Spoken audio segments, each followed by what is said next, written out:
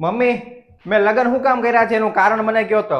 મારી હાટું જ કર્યા હોય ને, કઈ મારી હાટું થોડા કર્યા છે લગન? ના ના મારી હાટું નથી કર્યા, મેં તમારી હાટું જ કર્યા છે, જેથી કરીને તમને અહીંયા ઘરમાં સારું લાગે, એકલું એકલું ન લાગે. મારી માટે કાંઈ નહીં હો, તે તારી હાટું જ કર્યા છે, કારણ કે ઈ તો મારી યાર એક મિનિટય ઘરમાં વાત નથી કરતી.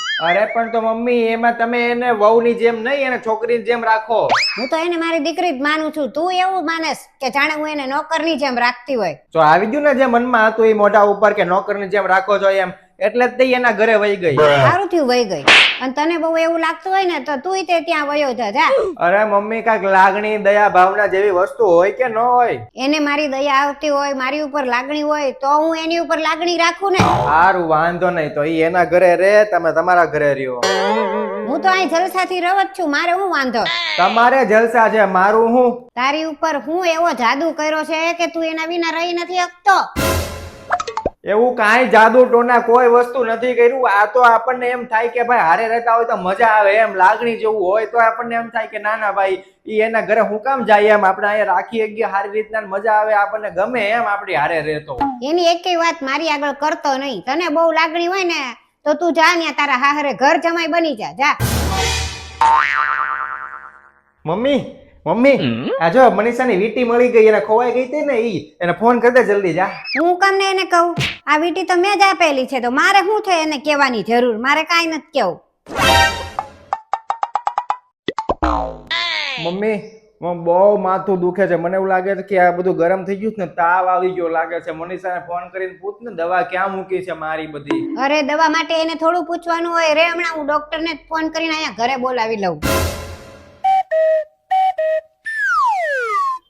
મમ્મી આ રસ્તામાં મારો મોબાઈલ ક્યાંક પડી ગયો, મનીષાને કહી દે ને ફોન કરીને. તારી વહુને કહેવાથી હું મોબાઈલ જડી જશે?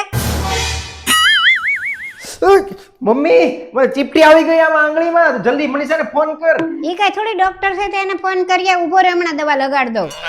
મમ્મી આ જો મનીષાએ તારી હાટું મેસેજ કર્યો છે, મોટો જબર મેસેજ લખ્યો છે કે મારી વાલી સાસુ, અને આગળ તો કેટલું લખ્યું છે, તું વાંચ તો તને મજા આવશે. હું કહીશ તને નહીં હરખું લાગે, પણ વાંચી જો. તું ગમે એટલું એનું સારું બોલીશ ને તોય હું એને અહીંયા નથી બોલાવવાની. તને એવું હોય ને તો તું વયો જા તારા હાહરે. હાલ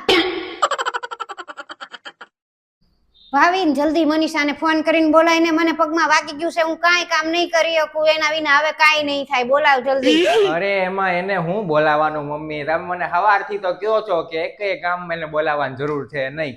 હમણાં હું ડોક્ટરને ફોન કરું, મને તાવ આવ્યો હતો ત્યારે તમે ડોક્ટરને ફોન કર્યો હતો ને, એ જ ડોક્ટરને પાછો ફોન કરું છું, તમને બધું હરખું કરી દે. મને તો તરત 2 કલાકમાં દવા આપીને હરખું થઈ ગયું હતું. ઉભા રહ્યો 5 મિનિટમાં ફોન કરું.